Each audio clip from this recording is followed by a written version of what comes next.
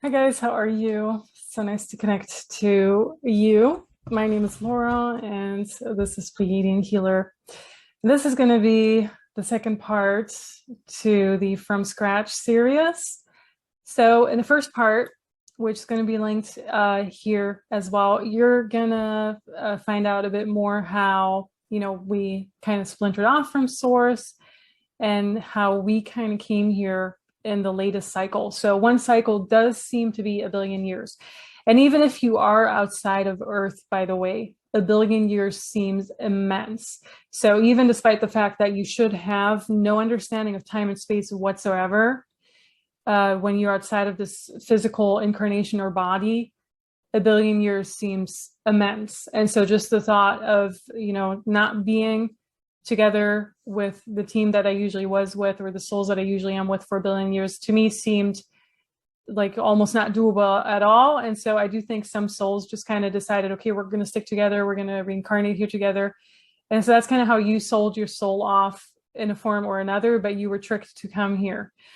And with selling the soul off, with the feeling that I'm getting very strongly, and especially when I do, the sessions that I do, for example, like, getting parts of your soul back, getting your entire soul back, getting a huge chunk of your soul back, and all of that, part of the soul retrievals and everything.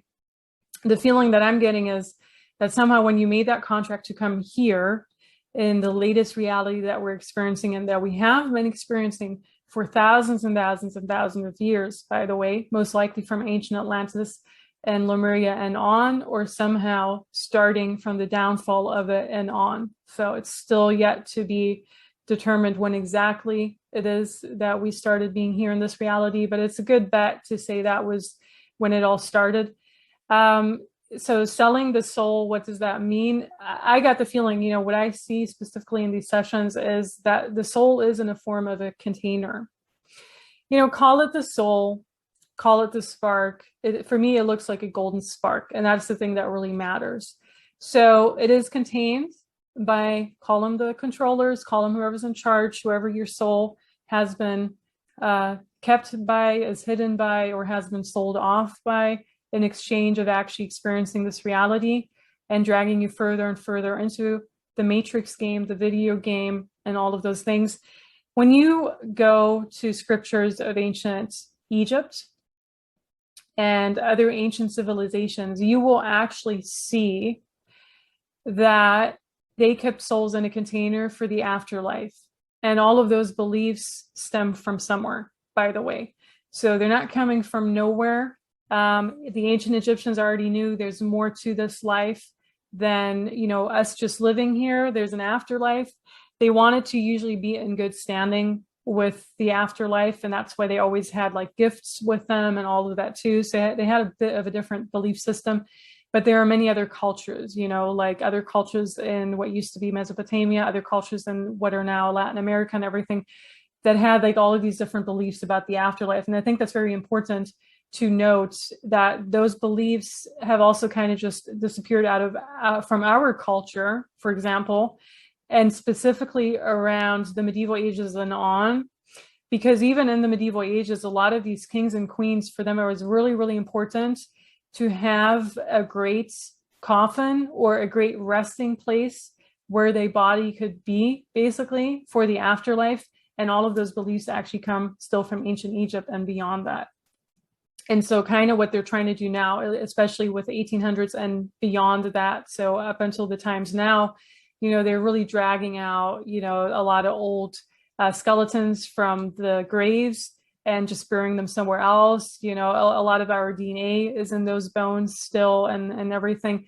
So there's a lot of soul remembrance that they're trying to erase, also by cremation and by all of these means. So it just goes a bit deeper than everything. But just to give you an overview, that there always has been the talk about a soul container.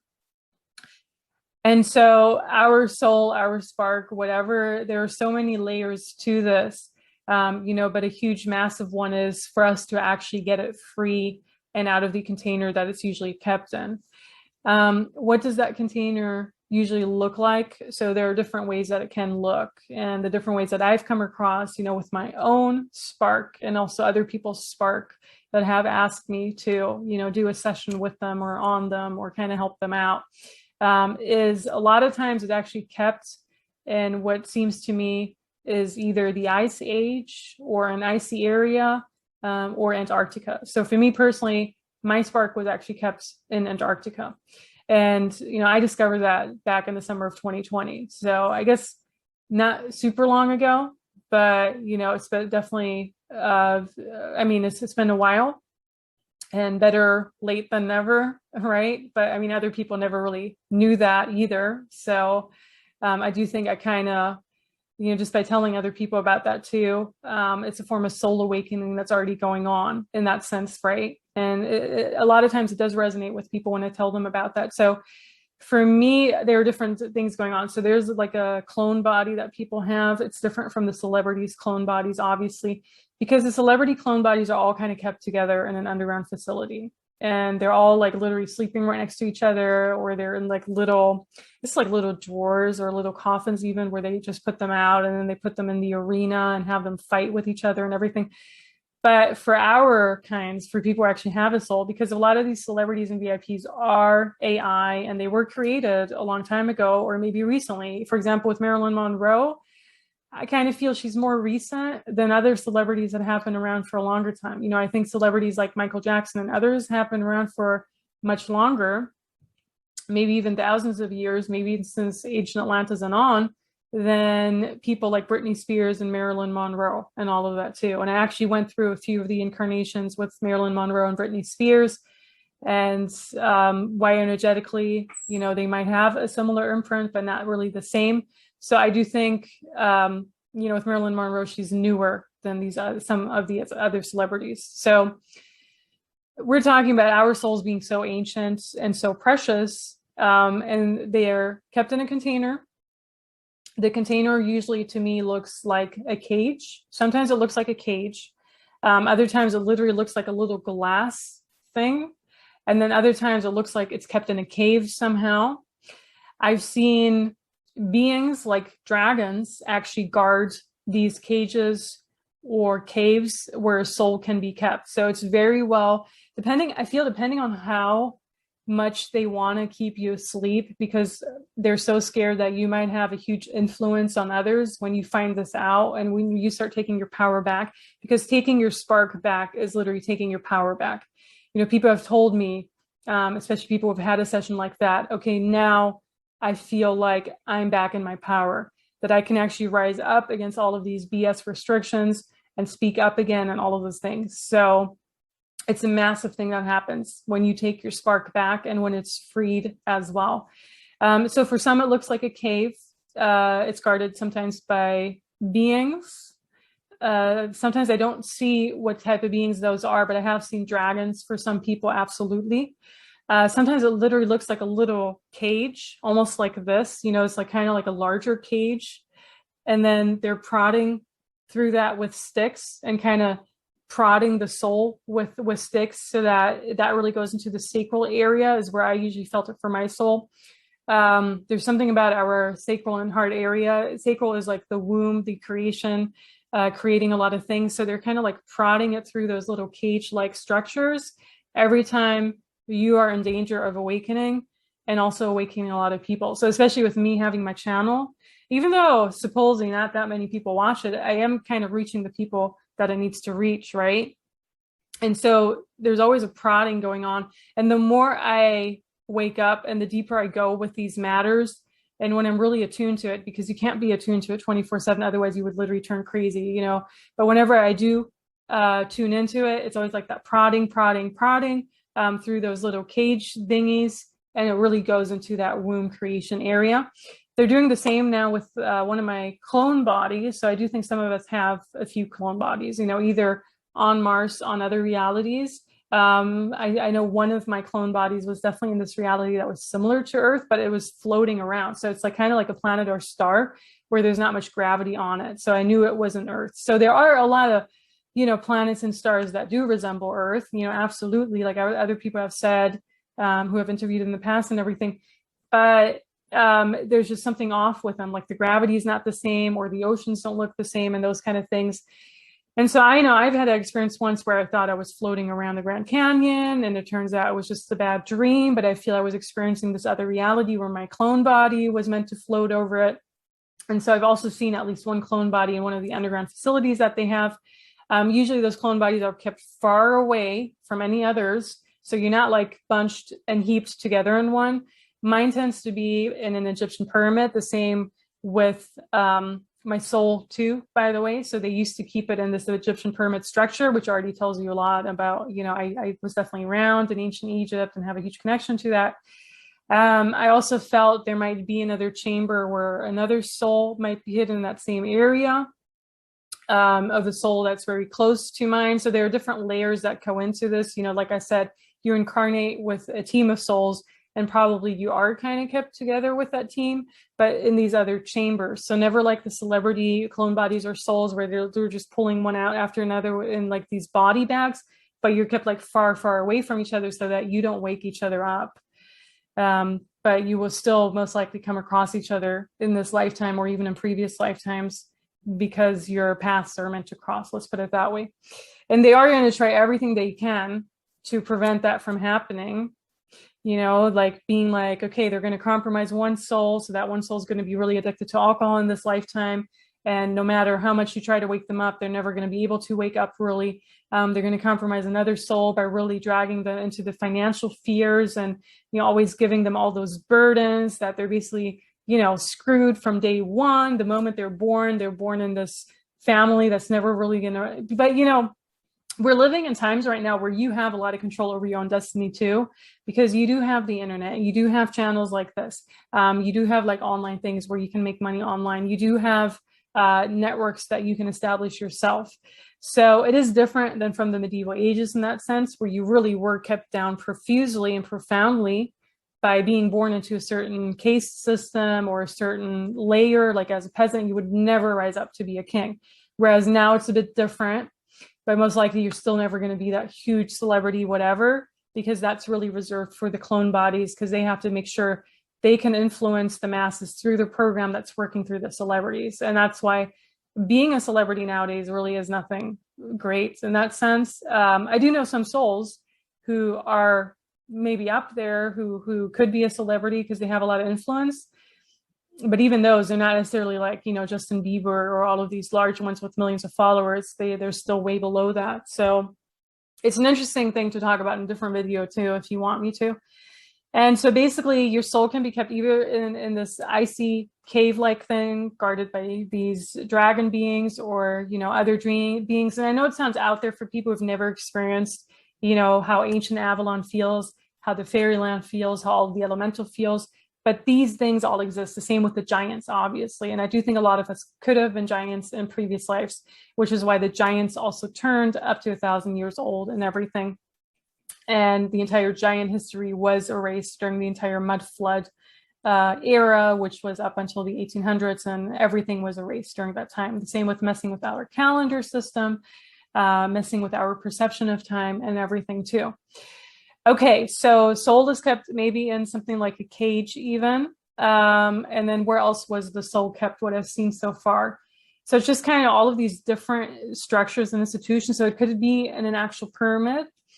It could be in this cage thing that's well guarded by other beings too, by the way. And they all look like AI beings, like not even necessarily reptilian, but just strange, okay? And then some are in these caves guarded by other beings, and then others are something like a glass container too, that kind of needs to be like literally shattered. And sometimes that glass container feels like an ice block to me. So it gets it kind of like all merges into one when it gets to those sessions as well, because like, am I really working with glass or is that like ice? And I'm trying to break through the ice and get to the energy body and the soul too.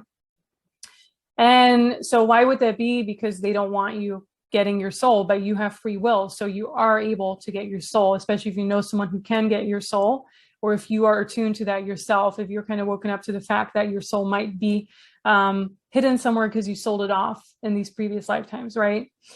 And you could have just sold off certain pieces of your souls too. Let's just say you were around as a king or queen in the medieval ages, they gave you more power in exchange for an actual piece of your soul. And though sometimes I do these sessions where people only have like 10% of their soul in their body, or 20% of soul in their body, or 5% of soul in their body. And then like we have to retrieve a huge chunk back into your energy body, because you need to get that all back. And those are pieces that they could have sold off in previous lifetimes, when they were in their ego, when material things were more important to them, when they just forgot themselves in the game over and over again. So a big one, so the cycle is 1 billion years altogether, but there are so many layers to it, so many different realities that we have already experienced, from ancient Atlantis, ancient Egypt, ancient Babylon, and all ancient Avalon, the medieval ages, all of that, Antarctica is a huge one. What they say is Antarctica is not Antarctica. There are people out there like Mape Russell, who was around in the 80s and 70s, like right after World War II and on, who was saying Antarctica has that ice wall on it, that ice layer, and beyond it is a whole nother world that looks like desert structures, that looks like flowing water. So it looks like a normal Earth, another layer of Earth. What I've gotten is that ancient Egypt is actually below Antarctica, which is why when I'm talking about my soul and possibly a clone body being an ancient pyramid, that's always going to be an ancient, and related to ancient Egypt, and it's going to be in Antarctica. And when I was in Australia, for example, for the few months that I was there, I felt extremely ungrounded. And I think one of the reasons was, first of all, yes, it had to do with a lot of New Age deceptions that were coming through too. But a major reason was because Australia is really close to Antarctica, geographically at least. And they got really nervous that I would maybe establish a stronger connection to my soul. So they had to really mess with me while I was there. And my time in Australia was pretty painful, especially at the end. And I think a large percentage has to do with that, with them wanting me to leave that place so that I don't discover that I have a strong soul connection to Antarctica and there's something else going on. But literally a year later, I discovered that anyhow. So it didn't really do them much good. AI has taken over Earth for sure since ancient Atlantis, ancient Lemuria on. I think it's definitely an experiment that went wrong. Now, what I've also gotten is that it could have taken over Source, or at least a huge part of Source. And so, keep in mind, this is Source, the infinite, bright, golden. It feels like a very golden energy to me, but, it kind of looks, I don't want to say it looks like a sun, but that's the closest that I can kind of describe it. It just feels more golden and warm than that too.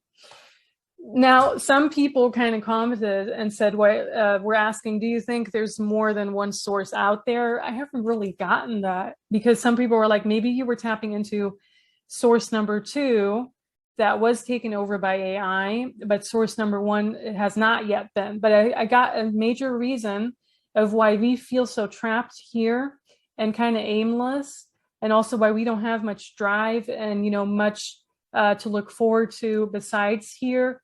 It's simply because our original place, Source, at least a part of it, maybe not all of it, but a part of it, I literally saw was taken over by AI. And it literally looked like it was already, parts of it were in a form of a cage. There were like these black whips around it too. It basically looked like a metallized, robotized, robotic version of Source. That's the best I can describe it. I have the image in my mind. I'm never going to be able to let go of that image, because the way I saw it was like, wow, that's intense, if that's really is what's going on. And I know some people are freaked out by that, whatever, but I have to tell you what I've seen. And I have to tell you that I don't think this is the second source that's taken over, or I think there's literally one source, and that a part of it was taken over by AI. And it's literally that experiment that went wrong in ancient Atlantis, ancient Lemuria, which is why a huge mission of why we're here is also really creating our heaven on earth here too, and all of those things, So just for some people who are always like, we have to get away from here, we have to escape from here, we have to maybe go to the Pleiades or Arcturus or whatever. I'm like, no, that's not really, no, that's part of whatever. No, that's part of the New Age trap where they want to drag the souls apart and drag them into 5D and drag them towards the star systems and the overlays and everything. But a major part really is you need to stay here and we need to find each other as that soul group again, and we need to create heaven on earth. Okay, so we have the soul containers that I talked about. How much soul is in your body? It depends on how much work you've done. If you are an alcoholic, if you are abusing substances, meaning party drugs and all of that, maybe even things like ayahuasca and everything. I do know people who are addicted to substances, especially new age substances. Probably there's less soul in your body than if you are immune to that. But then also for some people, you could still have less soul in your body because you sold off more of the soul pieces in previous lifetimes. So the rabbit hole goes really, really deep. But in the essence of it, that's pretty much what it is. Also, in some sessions, what I'm getting is that, so this is just a layer of a reality. And sometimes I even go back to another spaceship for that person where they're kind of plugged in, kind of like in the movie The Matrix, where they're plugged in kind of into that video game. And that's really where a lot of their consciousness is. So not necessarily the soul in and of itself, but I feel like the soul could be scattered in all of these other realities, which is why we also have to always retrieve them from these other realities. That's why I'm always like, do a soul recall if you can't do these type of soul retrievals. But I feel the spaceship is something where we are plugged in the body. And sometimes I even have to pull the plug from there because a huge part of our consciousness could be in it. But there's something with a spaceship where maybe that's the spaceship we originally came here from. I came in with my own soul group. You came in your own version of it with your own soul group whenever you came here, where part of our major consciousness could also still be and really participating in this reality in this video game. So it's similar to the movie The Matrix. There's a lot of truth in the Matrix movies, by the way. So it has to do, shattering the cages, getting the soul out of the cages, getting the soul out of the cave, these beings guarding, where the soul is, but also kind of guarding where the clone bodies are too.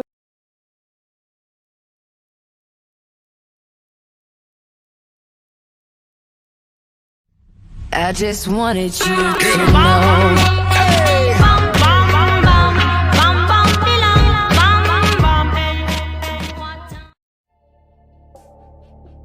Many have pointed out the music video by Kanye West called Famous has many hints about the Illuminati, deep underground bases, advanced technology and human cloning.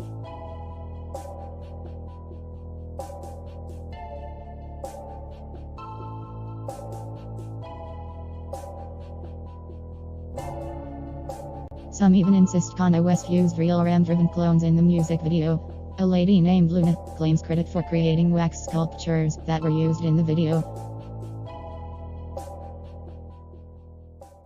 We meet the mastermind behind the wax figures in Kanye West's famous music video. I'm Luna. I was the wax designer on Kanye West's famous music video.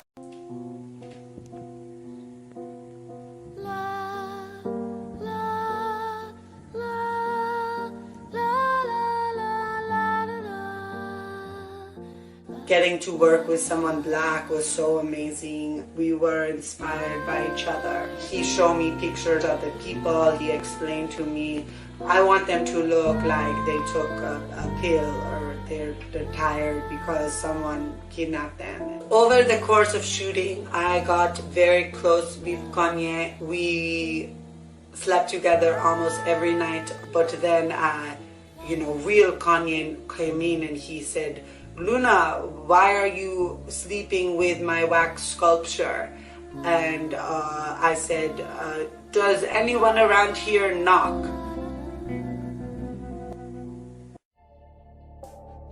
First off, this Luna doesn't even seem like a real person. Second, if they were really just wax sculptures used in the music video, how were they breathing and moving?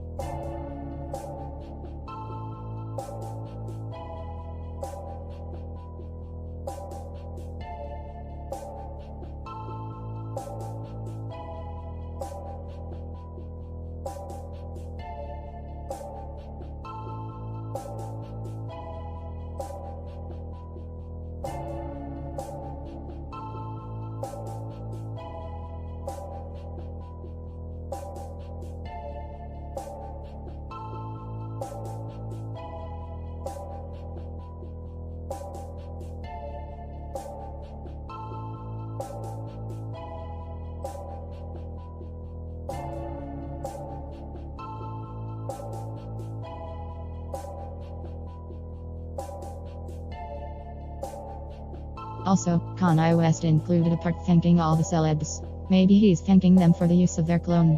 West claimed he was waiting for someone to sue him, but he knows they are all too scared to talk about it.